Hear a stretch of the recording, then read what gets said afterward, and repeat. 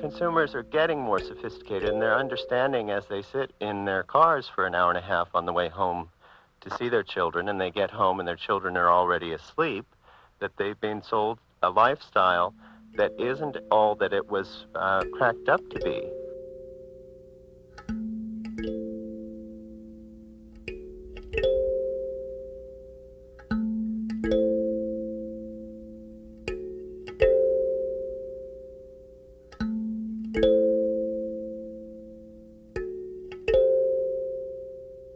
I was in critical mass for the first time this week.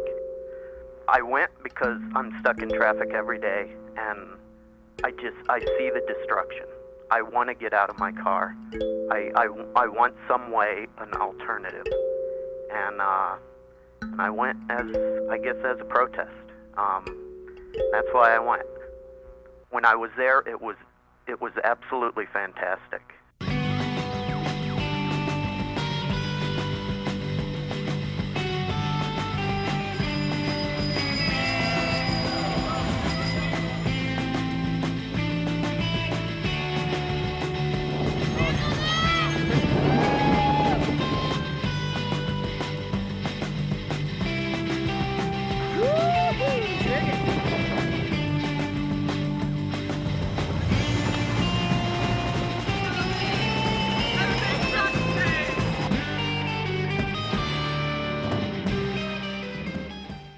I saw this thing happening, and it was just such a good feeling to be there, and it had so many right-on messages, and it was like the perfect combination of do what you want to do, but be a nice person. Last Friday of the month, bicycle ride to celebrate the bicycle and to dominate the streets for a change, to experience what it's like to be in the majority, to experience what it's like to feel safe and surrounded by fellow cyclists. That's what critical mass is.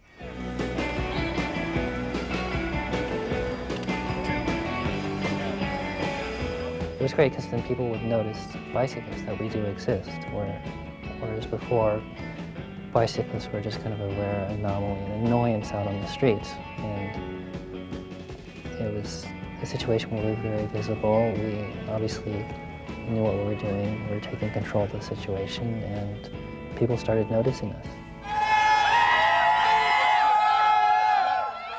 I didn't count on the cop participation and how overwhelming that would get to be, and that it would be so big in the power's eyes that it would actually need to be contained. Like, that whole dynamic I did not envision. I didn't think we'd be like, riot in San Francisco, newsworthy top headline kind of stuff. I'd always pictured it just kind of eventually growing and growing, and of course you daydream about the utopia society where everybody just rides their bike to work, and of course I thought that critical mass would do that. The notion of public space was also important to see if we could establish something on the street, a space where people could get in front of each other and actually converse and talk and interact. And the streets had become not so much a place that was had any community anymore. It was only a place to drive, and everybody's driving and everybody's in their car, and it's pretty much the same as the next car, and it's the same steering wheel, go home to see the same sitcom and everything, but everybody's doing the same thing, but they're doing it alone. And if we could get out on the bikes and be in the streets, dozens, hundreds strong, well, then there's something happening there. There's a space created that, it's temporary and it's even moving. And it was an experiment. People always assume that critical mass is fundamentally and crucially about bicycling. Well, yes, it is. It's sort of inescapably about bicycling, but to reduce it to bicycling is also to miss the crucial elements of it. This exhilaration, this open-endedness, the human creativity that was sort of unleashed by this experience, I think has as much or more to do, really more to do, with being a new kind of public space. It was crashed.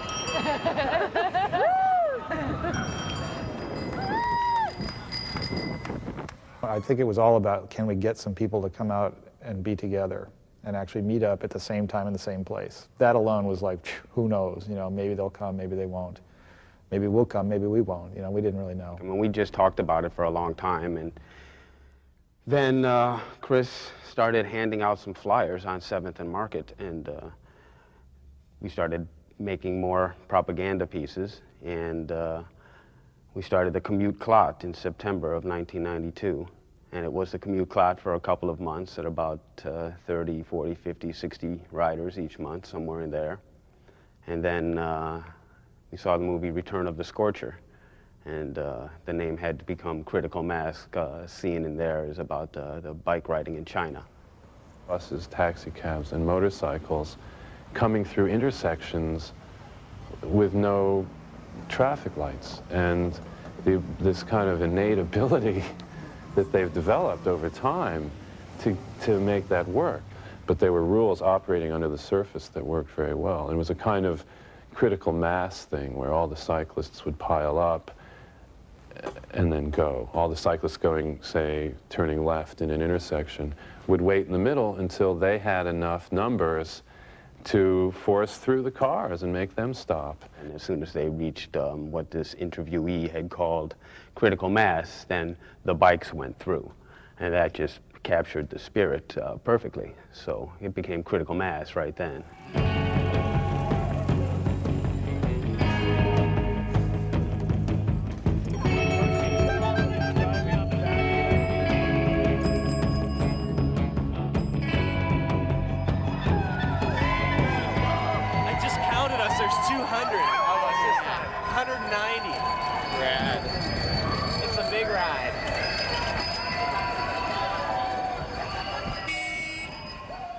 Well, first off, critical mass was just created as a social space. There was no real objective except to ride home together. But a lot of times you did a circuitous route and you just enjoyed people's company. And that was the whole thing. You got to keep the ride fun or people aren't going to keep returning. So you don't want this political dogma to wear people down. You just want to make it fun, and whoever wants to bring their political dogma and have their political dogma subset group did it. There isn't a commercial interest. There isn't any one group that critical mass is trying to appeal towards. I think the fact that it's done this has really helped it be inclusive, that there is no other requirement than that you bring a bike, which is probably one of the most simplest things around. Yeah, cruiser power. Yeah, totally. Single speed, love it. You're not contributing to buying oil or gasoline, and so you're making a statement about that.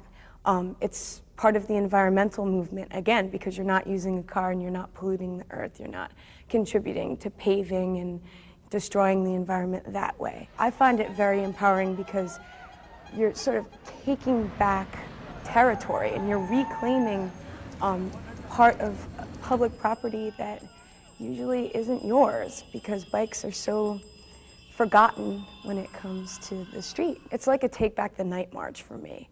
You're like reclaiming this territory that singly, by yourself alone, which is usually the way that I ride by myself, that's not my space.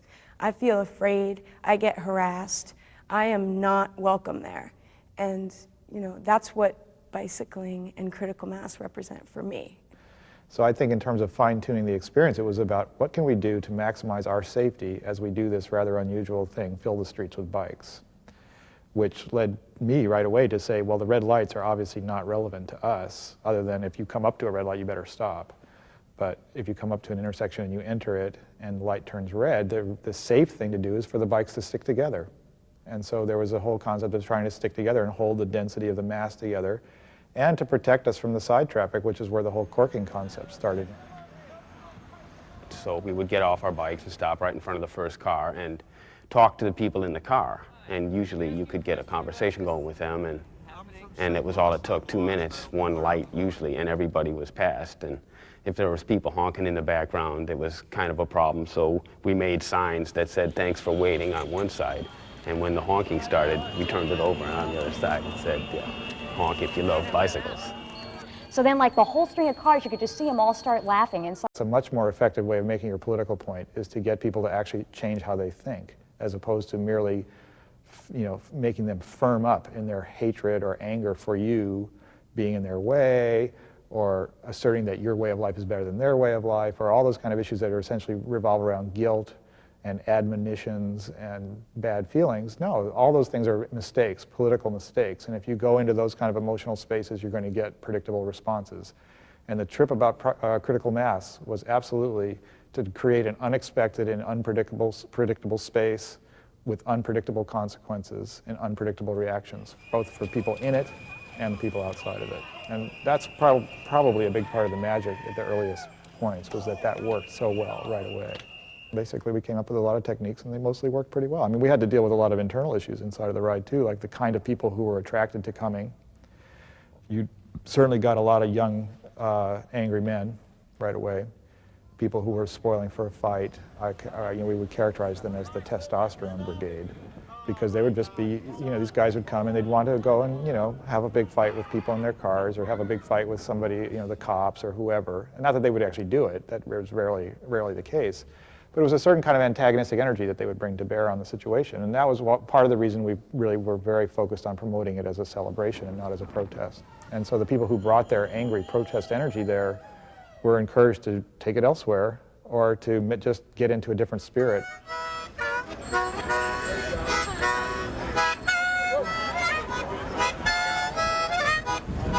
First time I've ridden this thing.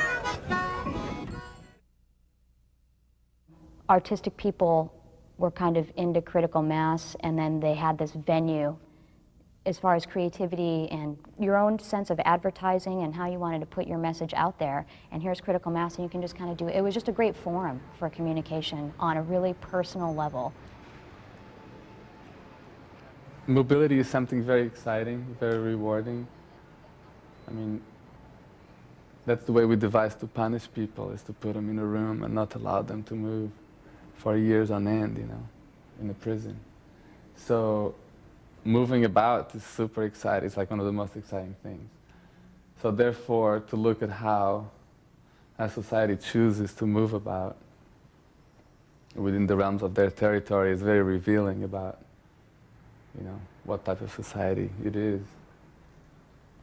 You know, and that in a place like downtown San Francisco, a thing like critical mass should sort of appear out of the blue, for most people out of the blue, is super exciting, you know, in terms of a document of how many people there were that were thinking differently at the same time, and in touch with a bunch of other people that were thinking differently with them in the same direction, you know.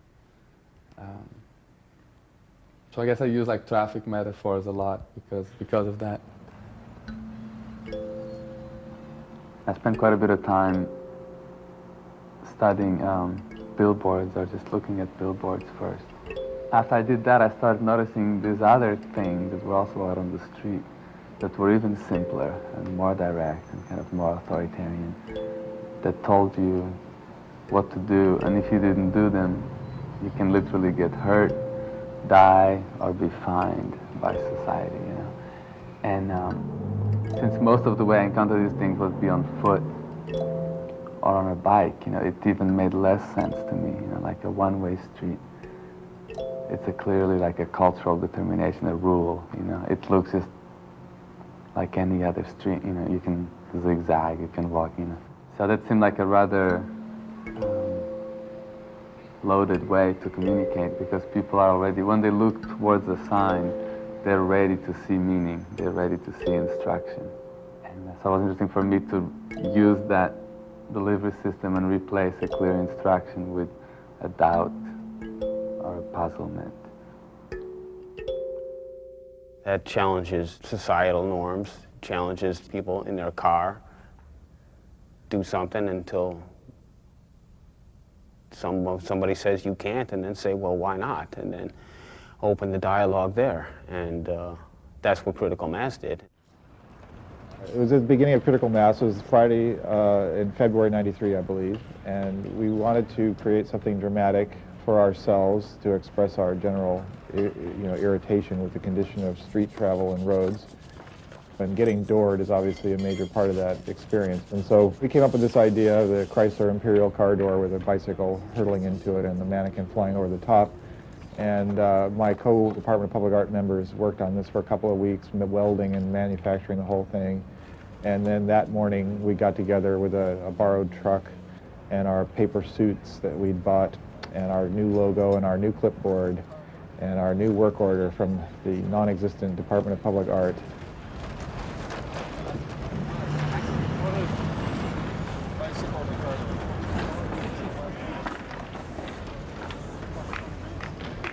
Who knows where it comes from? Who knows why it's there? Who knows what it's trying to say? You look at it, you think about it, you take it off with you, the thoughts, the memories, the visuals, and having done so, you have a conversation. You have an additional thought of what you can do yourself in life. You get a wrinkle on something you were already thinking about, that suddenly you think about it in a slightly different way.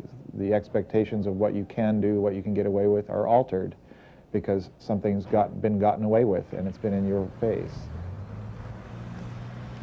So guerrilla art is very powerful and very weak at the same time. It is everything. It can cause anything at all, and it can cause nothing at all, and we don't know until we do it. And in the doing of it is the satisfaction. It's not necessarily about results.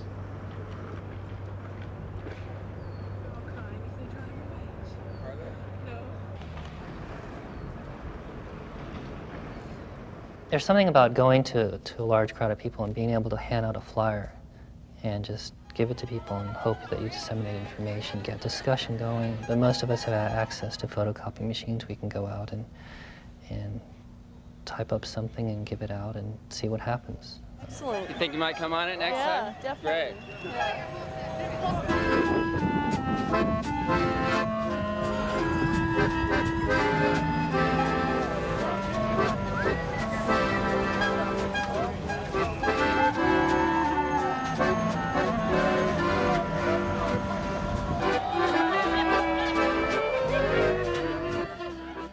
We didn't want to use the media to spread our message.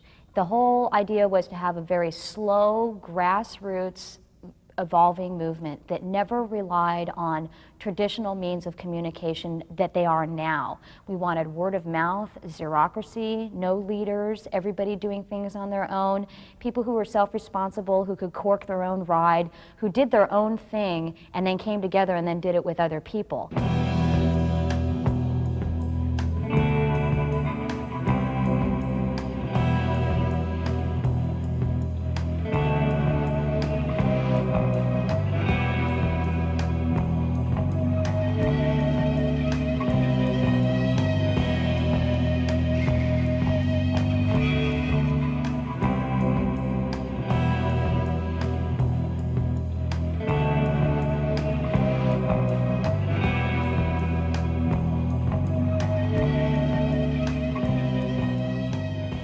Only carefully defined about what it wasn't.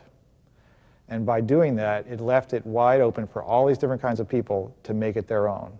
And I saw that happen over and over in the streets of San Francisco, and it would always just give me this incredible thrill to find somebody else who I've never seen in my life stopping on the side of the street and talking to somebody else and telling them what critical mass is.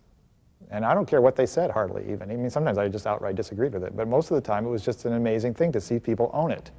And own it as their own, something they had chosen to do and they had made it their own. And that's an incredibly powerful moment when that starts to happen on such a grassroots scale and spreads by word of mouth primarily around the city, around the Bay Area, and pretty soon around the state and around the world.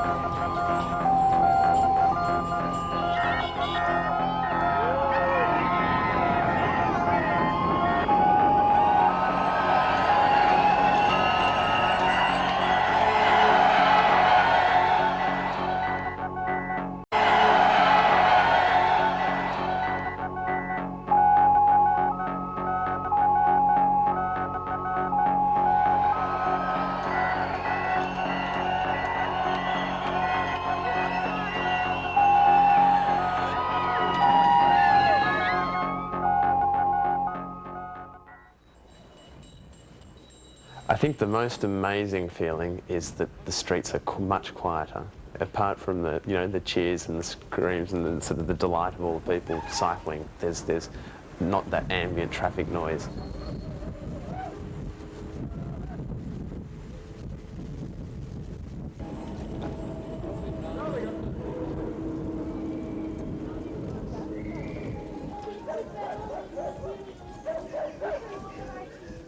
We're getting a few families and people who are just interested in people coming along to see what the hell's going on, and they're realising their own deep concern for the city, and there aren't many forums for expression of that concern.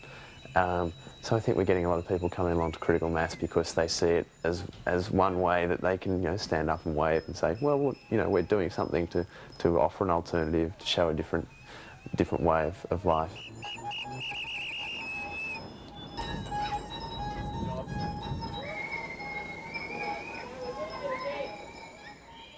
I'm sitting in the middle of a bunch of flyers related to critical mass from different places. What is this?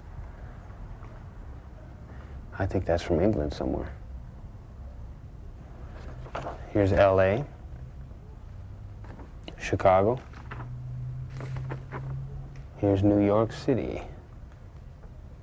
This one is, hey look, it's Grateful Mass, which is very much, it owes a lot of its graphic stuff to the Grateful Dead albums and their whole scene, and this was put out after Jerry Garcia, the guitar player for the Grateful Dead, after he died up in Marin, and many people were sad.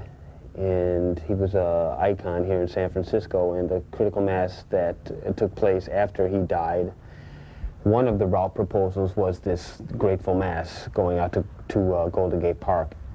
And it was one of many proposals, and it was voted on, and it won. This was me learning how to use CorelDRAW on the PC, and I discovered the blend fill tool, and I made all these little triangles coming out of this guy's head.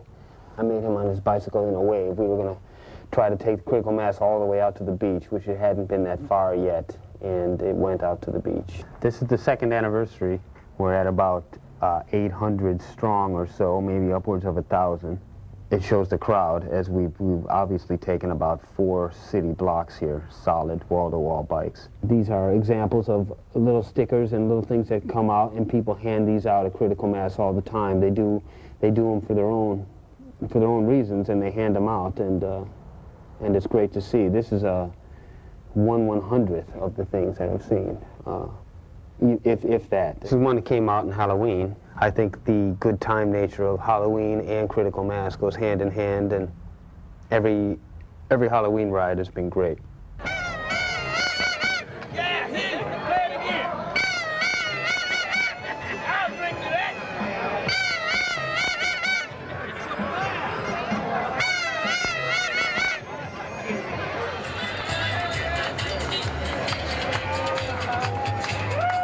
Are you a good witch or a bad witch? It's a good witch. She's on a bicycle.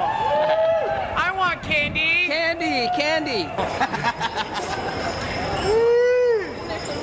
You blouse-wearing poodle walker.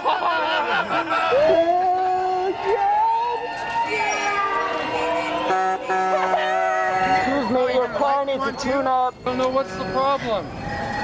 And I don't care. My car, I can do whatever I want to. Go home. Oh, yeah, honey. And hold the mushrooms, extra anchovies.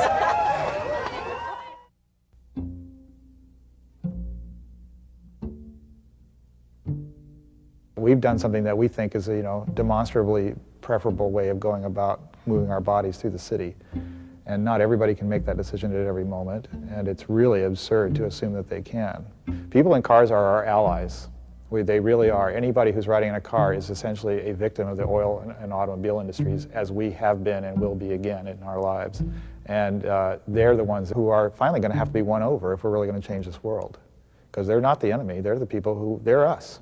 They are us. We weren't there to inconvenience people, not to shove the misery of their Friday commute in their face, not to disturb public transit riders or to make the ordeal of driving home on Friday afternoon more unpleasant. But and some people saw that. But a lot of people just saw the immediate reaction like, what are these stupid bicyclists doing on the road? This is ridiculous. Kind of ridiculous. I mean, waiting for traffic, trying to get through. It's a drag. My opinion is I love it. As far as the bikers messing up the city, no, lock them up, take away their bikes. No, you can't break the law. It's not there. It's not, they don't own it, neither do the cars. We just get a broad range of people, but I think by and large people liked us.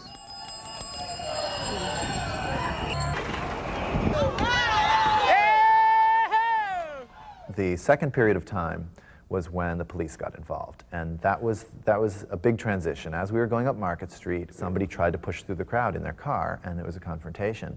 So when the police got involved, it changed everything, and the police got involved simply because of that confrontation. They decided to accompany the ride from then on.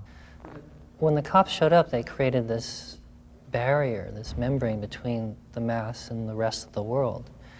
And what used to happen is we would pass out flyers to people going by to try to tell them what's going on and invite them to the situation. And what they did is they shut us off from the rest of the world. They made us into this kind of anomaly, this parade. And people perceived the situation also, which I thought was even worse, is that we wouldn't be safe unless the cops were there. That it was for our benefit. It was that there would be some horrendous collision or carnage if the police were not there. That we were incapable of creating safe streets by ourselves, which is completely untrue. Hey, what's up, Cash? Hey, they did this. I hold them fully responsible. Because there were cops, because they were angry, they made people angry. Because people got angry, somebody got out of hand. And because somebody that guy got out of wasn't hand, even out of hand. What happened? Somebody got arrested. He got arrested for making an illegal left turn. He was in the wrong lane and he pulled the turn. Okay. If you don't pick up the pace, you'll be issued a citation for impeding traffic. You better move on. You better move on. I'm moving. You're not fast enough. You better move on. You're impeding traffic. Then get out of the ride.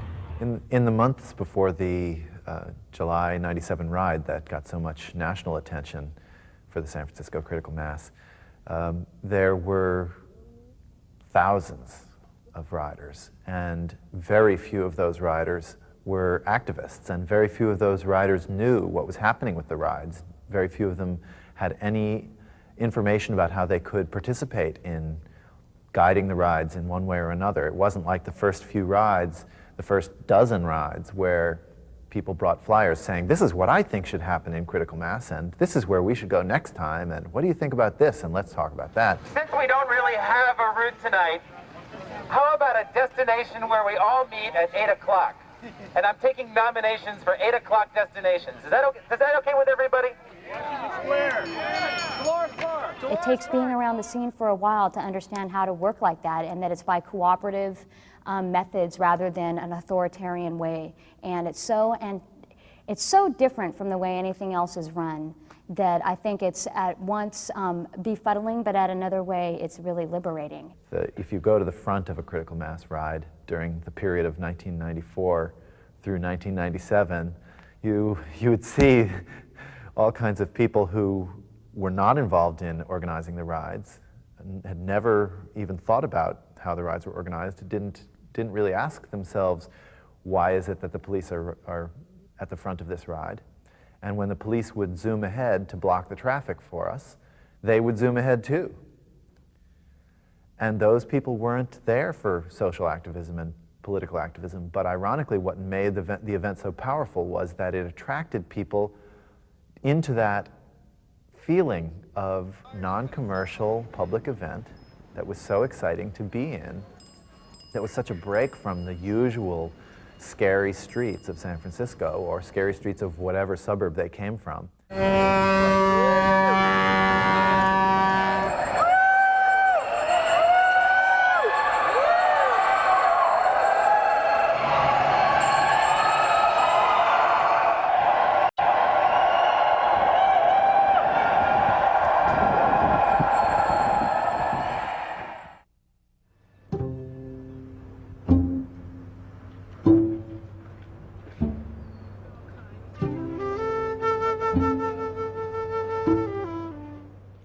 Unfortunately, I think that people shy away from activism for simple practical reasons. We are focusing most of our energy on material goods, and we're focusing a lot of our energy on shopping for those material goods, and we're focusing a lot of energy on making sure that we have the right material goods so that we're not scorned by others. And it's a very painful thing for us to look at because it takes away from everything else we really want to do.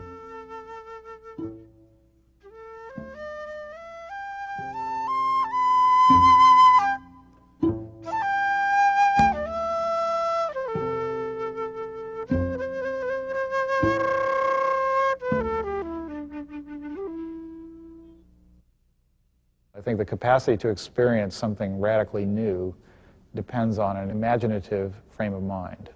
And I think that a lot of people might come to critical mass with an expectation that it's going to just be a bike ride with a bunch of people. But even then, even in the most narrow expectations, you're going to be on the street, you're riding down the street, you don't know what's going to happen. And you're going to have a tangibly different experience of the urban environment while you're moving through the city. And so there's a little bit of living that better world's experience in critical mass, which can't help but influence your imagination, because suddenly you've tasted it.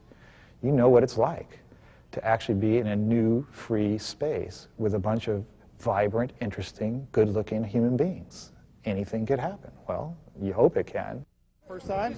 Yeah, I just stumbled on it. Cool. You mean you were riding your bike anyway, and there it was? There it was. Today? Yeah. Damn. Just coming down Market Street. Where do you live? Yeah. Wow, that's wild. That's really wild. Did you know it existed? I've heard of it, but I don't really know much about it. So what do you make of it now that you're in it? You're one of. Cool. Yeah, cool. What does it feel like? Pretty together, like a big family.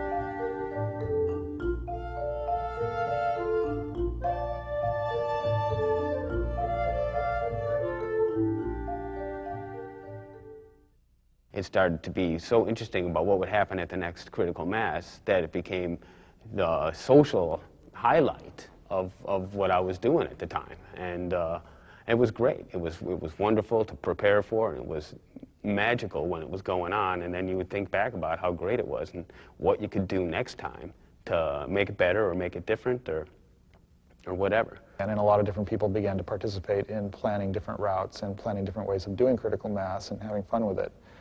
And that went on pretty much unendingly all the way until early '97.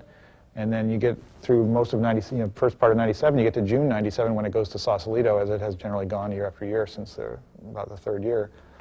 And apparently our mayor, Willie Brown, got stuck in traffic. So he made a very threatening and inflammatory comment that led to a media frenzy in the boring middle news lull of the summer. The media twisted our participation in that event as making a deal with the city on the route of critical mass. And that was a complete lie. When the headlines hit the papers, the politicians needed somebody to represent critical mass so bad that they portrayed our board as representing critical mass. It was not possible for the mayor to engineer what would happen with critical mass. How was he going to stop the ride? There just wasn't any way. There's no leadership. There's nobody you can convince to say, okay, don't bring your people out here to ride. And what were they going to do? Arrest everybody? There's just too many people to arrest everybody. And I realized that, and I think the bicyclists realized that, and eventually the mayor's office began to realize that. And then it was a scramble to save face. And so that real vibrant sense of our independence was obviously under great threat in July. And we showed up down there bent on proving that we weren't answering to them or to anybody. That we were going to have critical mass like we'd always had it. We would go where we want to go, we would leave when we want to leave, and we would do what we want to do. We had a very productive meeting the other day. It was agreed upon that the route tonight would start at 6:30, and that people would agree to stay on the designated route. There's been a lot.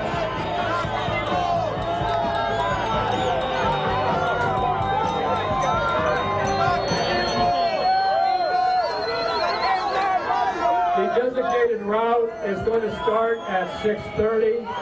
A couple of notes about the route tonight. First of all, and this is your route. They started welcoming us to our own critical mass. What a joke.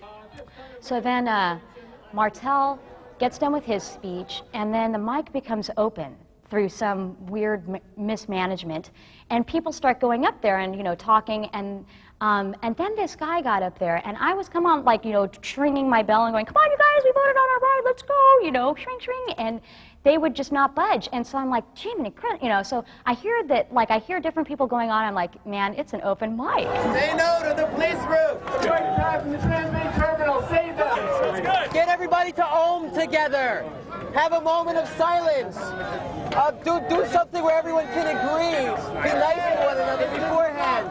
You have such power to... All right. I want to all start singing together. One big on ohm, you know, maybe something peaceful, something altogether joyful, perhaps. No, get out of here. It's like, get up, and I'm like, oh my God, you know, I mean, come on, we got this energy, and you want to sing a song, which is beautiful in its own way, but it just wasn't the moment, you know. I'd like to say that we've had a vote, and I think that you guys need to wake up to something, and that is that critical mass is not about the police. It's about bicyclists. And if we ride on a route that we chose, we have the right to do that. We will not have to worry about facilitation if you take responsibility for intersections. You stop if you're worried about getting ticketed. It's not beyond your reach. We voted on it, so let's get out of here and ride our ride.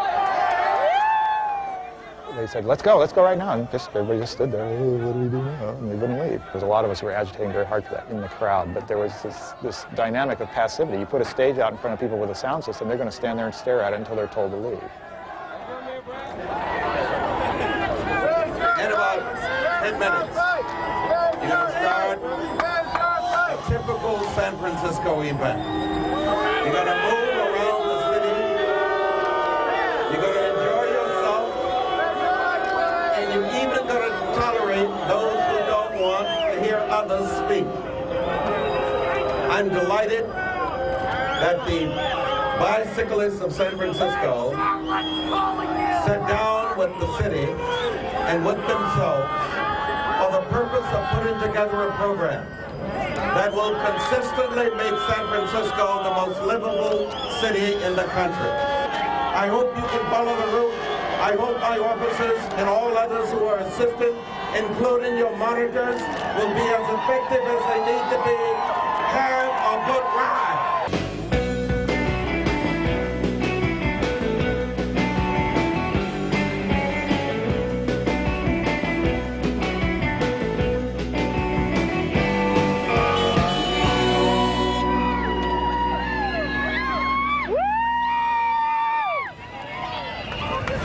All bicyclists on Market Street, this is unlawful assembly. You're subject to arrest if you do not disperse at this time. If you continue to ride on the street, you will be subject to arrest. Your bicycles will be impounded at this time.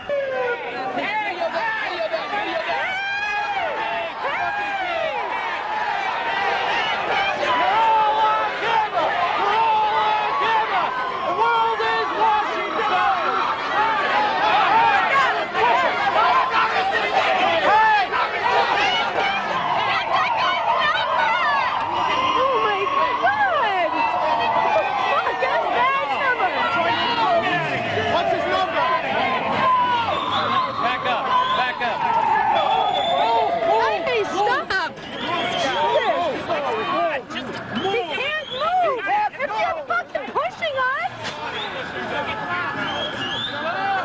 I was in the middle of that police riot, and I really had no idea what was going on. And I captured the whole thing on video. And as soon as it was over, I was on the phone trying to get in touch with Channel 5 and Channel 4 and all of the mainstream news media.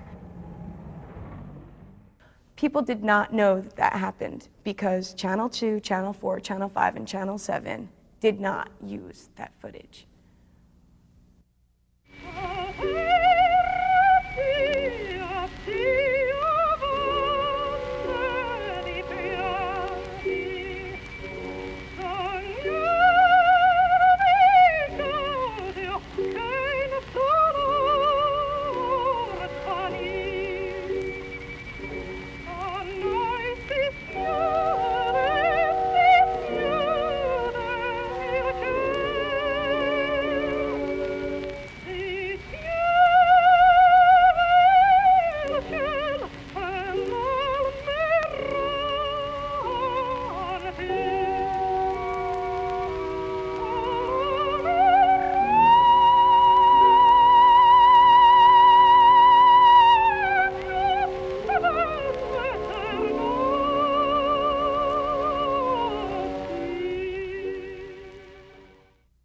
Despite an agreement to start the ride later and follow a prescribed route, hundreds of cyclists took off in other directions, and thousands followed, often unaware they were following the wrong group.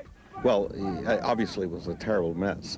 The terrible mess disrupted traffic, resulted in 250 arrests and injuries to 2 police officers. Witnessed people going through red lights blatantly and kicking cars, and you don't have the right to do that. I think the citizens saw exactly what the results would be if you let the bicyclists do anything they please. As our experiences were represented back to us in the mass media, it became very hard to stay on the offensive. And critical mass, if anything, has always been about being on the offensive. It's about changing the rules, changing the borders of what's possible, and not accepting the rules of daily life as they're set down from on high. I think that their response was really like heavy-handed. And the mayor's attitude in this one was the same way, that it was that like the critical mass inconvenienced him and some other people, and because so many other people drive, that we're going to stop critical mass. What was reported in the papers after the July ride the next morning was that 250 people had been arrested. It turned out that that number was actually greatly inflated. Only about 110 people were arrested. Of those 110 people, the vast majority of them were arrested in what I call an illegal sweep. They were all arrested at the corner of Sacramento and Montgomery when the police just cordoned off the street and collected all the bicyclists that happened to be riding in that direction, surrounded them, arrested them, and took them all to jail. And in not a single one of those cases was there a conviction. None of those people were convicted. One of the cases that I personally handled that was a misdemeanor case was of a girl who was arrested for assault on a police officer. And the videotape showed that what the officer had written in his police report wasn't true.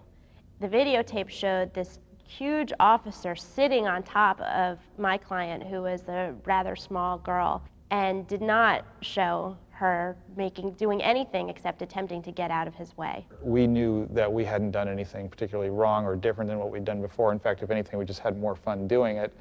And yet all these lies, this incredible frenzy of outright falsehoods was being broadcast and disseminated throughout the press. And we didn't really have any way to respond to that. I mean, if we'd been a little faster, a little more clever, with a little more media savvy of our own, we might have tried to contest it, but I took the attitude of the time, and I kind of don't think it was wrong really, was just lay low. This stuff will blow over and everybody's going to forget about it. Pretty much a year later, I can say that that was true, that did happen that way, and now we're back, and we're back in large numbers, and we're having the same fun we ever had, and most of us never stopped.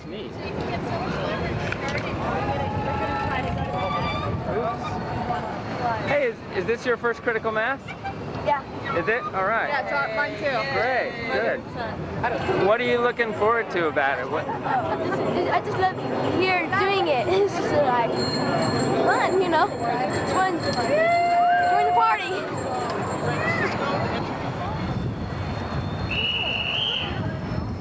I love this.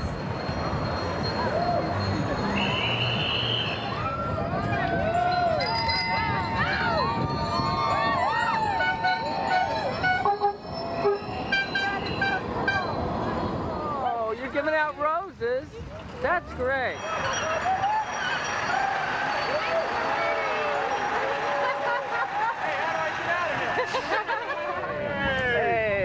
I was on the one where we got arrested, me and my boy right here. Oh, really? Yeah, we were down, man. We were like, You guys hey. both got arrested? Yeah, and our other buddy that's back here, because they say we were like... Unlawful assembly? Yeah, failure to Yeah, disperse. you guys look really bad. Yeah, we're bad guys. Especially on those bicycles. You're back riding. I'm back. I was here. We never stopped. Yeah, I was back that next month. And That's so it was great. cool. Yeah, it was cool. What's your favorite thing about critical mass? It's the people. You just kind of, well, I mean, I like riding my bike, but I'm not going to ride through the city if I'm by myself because I'm going to get run over. But if there's 200 people in a little clump with me, then, you know, they can't run us all over. So. Oh, we're going to go around the circle! I love it!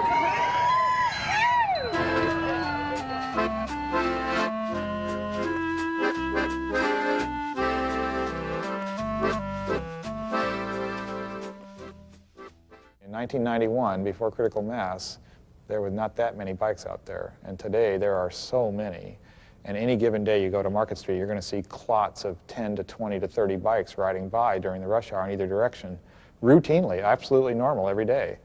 And that's going to influence anybody, child or adult's sense of the city and its possibilities. And a lot of people have taken the critical mass experience as an instigation to get on a bike. I know dozens and dozens of people who I've met personally who said, you know, thanks to critical mass, I started riding, and this is great. I've saved tons of money, I'm having a great time, I met new people, I have a whole different life. And it's changed people's lives in a really tangible way, on a very concrete sense, on a day-to-day level. And I think that's fantastic. I mean, that's as much as we could hope for. Today, tomorrow we can hope for more. But today, that's as good as it gets. And that's pretty good.